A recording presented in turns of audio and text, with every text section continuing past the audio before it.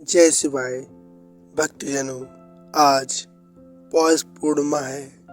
आज सोमवार का दिन है। बहुत पवित्र दिन है। आज सोमवार व्रत करने से एवं व्रत कथा सुनने से महादेव की असीम कृपा होगी।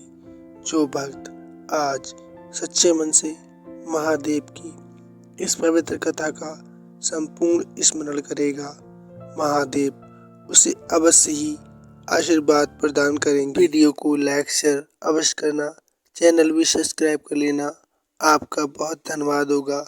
प्रेम से बोलिए हर हर महादेव। आइए भक्तों, शुरू करते हैं। श्री शिवाय नमस्तभ्यम। सोमवार का दिन सबसे पवित्र दिन है। इस दिन भक्त व्रत रखते हैं एवं पूजा अर्चना करते हैं और पूजा के बाद भक्त कथा सुनते हैं। तो हम आपको कथा सुनाने जा रहे हैं। प्रेम से बोलो हर हर महादेव। पौराणिक कथा के अनुसार अमरावती नगर में एक धनी व्यापारी रहा करता था। दूर दूर तक उसका व्यापार फैला हुआ था। नगर में उस व्यापारी का सभी लोग बहुत मान सम्मान करते थे। इतना सब कुछ होने के बाद भी व्यापारी बहुत दुखी मन रहता था, क्योंकि उस व्यापारी का कोई पुत्र नहीं था। दिन रात उसे इस प्रकार चिंता सताती रहती थी, जैसे मानो उसके जीवन में कुछ भी ना हो। उसकी मृत्यु के बाद वह सोचता, इतना सारा धन कहाँ जाएगा, इसे कौन संभालेगा। इसलिए वह पुत्र प्राप्ति के लिए हर सोमवार को भगवान शिव की पूजा अथवा व्रत किया करता था। सायंकाल को वह व्यापारी शिव मंदिर में जाकर भगवान शिव के सामने घी का दीपक जलाता था और उनकी कथा सुनता था। उस व्यापारी की भक्ति देखकर एक दिन माता पार्वती मुस्कुराते हुए महादेव जी से बोली, हे करुणा के सागर, हे प्रभु, आप इस व्यापारी की इच्छा क्यों नहीं पूर्ण करते हैं। आपका ये बहुत सच्चा भक्त है। कितने दिनों से ये सोमवार का व्रत और पूजा नियमित रूप से कर रहा है। भगवान आप इस व्यापारी की मनोकामना अवश्य पूर्ण करें। तब भगवान शिव ने मुस्कुराते हुए कहा, हे पार्वती, इस संसार में सबको उसके कर्म के अनुसार फल की प्राप्ति होती है। प्राणी जैसा कर्म करता है उसे वैसा ही फल मिलता है। इसके बाद भी देवी पार्वती नहीं मानी। उन्होंने बार बार आग्रह करते हुए कहा, महादेव, हे प्रभु, आपको इस व्यापारी की इच्छा पूरी करनी ही पड़ेगी। यह आपका अनन्य भक्त है। हर सोमवार आपका विधिवत व्रत करता है, कथा सुनता है, पूजा अर्चना करता है, भोग लगाकर एक समय भोजन ही ग्रहण करता है।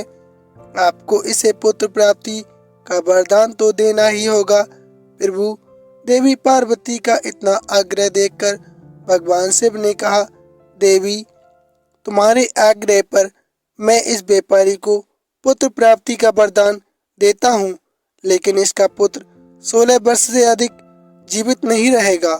उसी रात भगवान शिव ने स्वप्न में उस व्यापारी को दर्शन देकर उसे पुत्र प्राप्ति का वरदान दिया और उसके पुत्र के 16 वर्ष तक जीवित रहने की बात भी बताई। भगवान के वरदान से उस व्यापारी को बहुत खुशी हुई, लेकिन जब पुत्र की अल्पायु की चिंता ने उस खुशी को नष्ट ही कर दिया। व्यापारी अब भी पहले की तरह सोमवार का विधिवत व्रत करता रहा। कुछ महीने पश्चात उसके घर एक बहुत ही सुंदर पुत्र उत्पन्न हुआ। पुत्र जन्म से व्यापारी के घर में खुशियां भर गईं। बहुत धूमधाम से पुत्र जन्म का समारोह मनाया गया। व्यापारी को पुत्र जन्म की अधिक खुशी नहीं हुई, क्योंकि उसे पुत्र की अल्पायु का रहस्य पता था, लेकिन ये रहस्य घर में किसी और को मालूम ही नहीं था। विद्वान ब्राह्मणों ने उस पुत्र का नाम अमर रखा। जब अमर 12 वर्ष का हुआ तो शिक्षा के लिए उसे वाराणसी भेजने का निश्चय किया गया।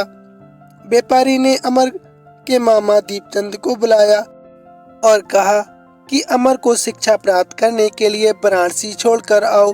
अमर अब अपने मामा के साथ शिक्षा प्राप्त करने के लिए चल दिया। रास्ते में जहाँ भी अमर और दीपचंद रात्रि विश्राम के लिए ठहरते, वहीं यज्ञ करते और ब्राह्मणों को भोजन भी करवाते। लंबी यात्रा के बाद अमर और दीपचंद एक नगर में पहुंचे। उस नगर के राजा की कन्या का विवाह समारोह की खुशी में पूरे नगर को सजाया गया था। निश्चित समय पर बारात आ गई, लेकिन वर का अपने बेटे के एक आंख से काना होने के कारण बहुत चिंतित था।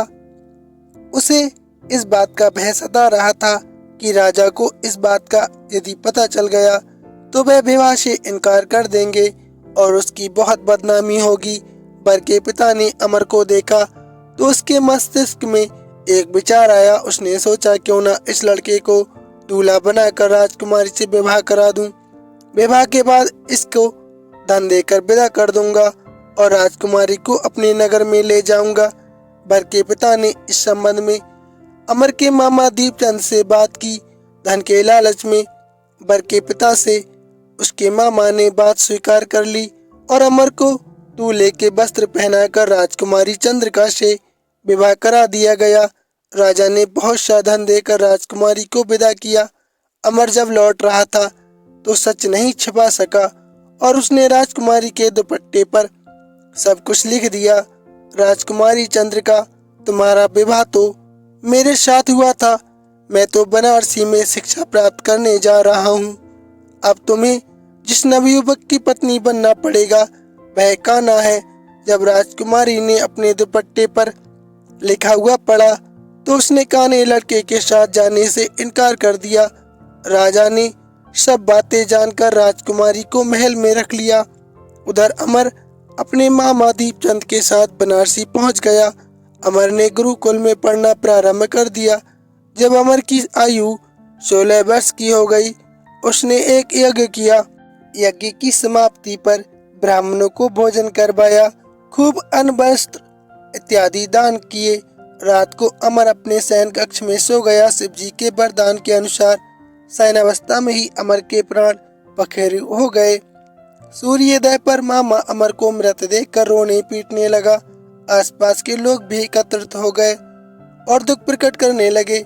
मामा के रोने विलाप करने के स्वर से समीप से गुजरते हुए शिव और माता पार्वती ने उन्हें सुन लिया। माता पार्वती ने भगवान से कहा, हे प्राणनाथ, मुझसे इसके रोने का स्वर सहन नहीं हो रहा है।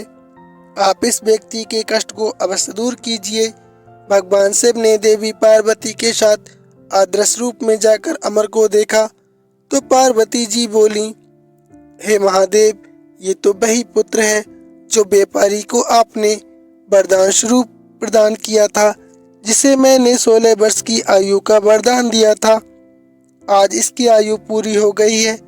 देवी पार्वती ने फिर महादेव से निवेदन किया, हे प्राणनाथ, हे करुणा के सागर, आप इस लड़के को जीवित कर दीजिए, नहीं तो इस लड़के के माता पिता पुत्र की मृत्यु के बाद रो रो कर अपने प्राण त्याग देंगे। इस लड़के के पिता आपका परम भक्त हैं, वर्षों से सोमवार का व्रत करते और कथा सुनते आ रहा है। वह आपको भोग लगाकर ही भोजन करता है, उसके पश्चात वह कुछ नहीं खाता पीता है। हे महादेव, आप अपने इस परम भक्त की अवश्य मदद कीजिए। शिव जी ने उस लड़के को जीवित कर दिया। पार्वती के बार बार कहने पर कुछ ही क्षणों में वह जीवित होकर उठा और शिक्षा समाप्त करके मामा के साथ अपने नगर की ओर चल दिया। दोनों चलते हुए उसी नगर में पहुंचे जहां अमर का विवाह हुआ था। उस नगर में भी अमर ने यज्ञ का आयोजन किया। वहां के राजा ने जब आयोजन में उस लड़के को देखा तो तुरंत पहचान लिया और लड़के और उसके मामा को महल में ले गया और कुछ दिन उन्हें महल में रखकर बहुत सारा धन वस्त्र देकर राजकुमारी के साथ विदा कर दिया। रास्ते में सुरक्षा के लिए राजा ने बहुत से सैनिक को उनके साथ भेज दिया। दीपचंद के नगर में पहुंचते ही एक दूत को घर भेजकर अपने आने की सूचना भेजी। अपने बेटे अमर के जीवित वापस लौटने की सूचना से व्यापारी बहुत प्रसन्न हुआ। व्यापारी ने अपनी पत्नी के साथ स्वयं को एक कमरे में बंद कर रखा था। भूखे प्यासे रहकर व्यापारी उसकी पत्नी बेटे की प्रतीक्षा कर रहे थे। उन्होंने प्रतिज्ञा कर रखी थी कि यदि उन्हें अपने बेटे की मृत्यु का समाचार मिला तो वे दोनों भी अपने प्राण त्याग देंगे। व्यापारी अपनी पत्नी और मित्रों के साथ नगर के द्वार पर पहुंच गया। अपने बेटे के विवाह का समाचार सुनकर पुत्र वधू राजकुमारी चंद्रिका को देखकर उसकी खुशी का ठिकाना नहीं रहा। उसी रात भगवान शिव ने व्यापारी के स्वप्न में आकर कहा, हे श्रेष्ठ, मैंने तेरे सोमवार के व्रत करने और व्रत कथा सुनने से प्रसन्न होकर तेरे पुत्र को लंबी आयु प्रदान की है। ये सुनकर व्यापारी बहुत प्रसन्न हुआ। सोमवार का व्रत करने से व्यापारी के घर में खुशियां लौट आईं। शास्त्रों में भी लिखा है, जो स्त्री पुरुष सोमवार का विधिवत व्रत करता है अथवा कथा भी सुनता है, उनकी सभी इच्छाएं महादेव की कृपा से पूरी हो जाती हैं। सोमवार का व्रत कथा समाप्त। प्रेम पूर्वक बोलिए हर हर महादेव। धन्यवाद।